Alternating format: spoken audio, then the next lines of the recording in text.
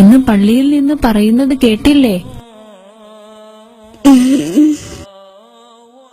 ഉറക്കത്തേക്കാൾ നല്ലത് നമസ്കാരമാണെന്നാണ് പറയുന്നത്.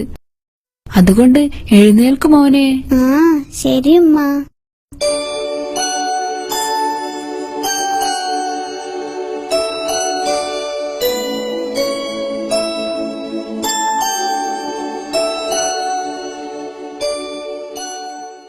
ഇത്താത്ത, ഞാനൊന്ന് ഊളു എടുത്തോട്ടെ. അപ്പോ നീ പല്ല് തേക്കാതെയാ പള്ളി പോകുന്നേ? നിസ്കരിക്കാൻ എന്തിനാ പല്ല് തേക്കുന്നത്? ഊളു എടുത്താ പോരെ? അലി, നമസ്കരിക്കാൻ വുളു എടുത്താൽ മതി. പക്ഷേ വുളു എടുക്കുന്നതിന് മുമ്പ് പല്ലും തേക്കണം.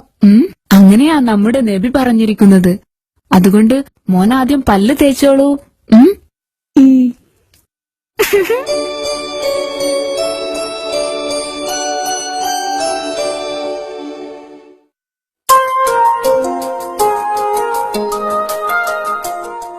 അസ്സലാമു അലൈക്കും ഉപ്പ. വഅലൈക്കും അസ്സലാം. മോൻ ഉദു എടുത്ത് റെഡിയായല്ലേ? ഇനി നമുക്ക് പള്ളിയിലേക്ക് പോകാം.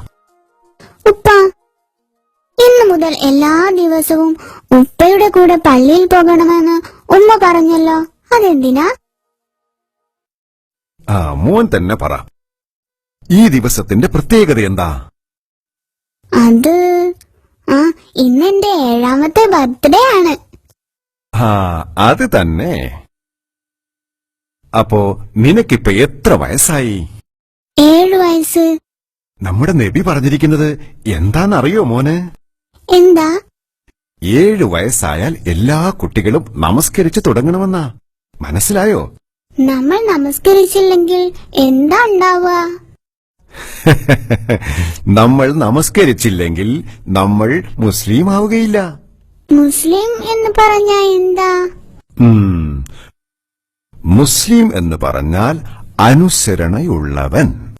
അതായത് അള്ളാഹുവിനെയും റസൂലിനെയും അനുസരിച്ച് ജീവിക്കുന്നവൻ എന്നാണ് അതിനർത്ഥം.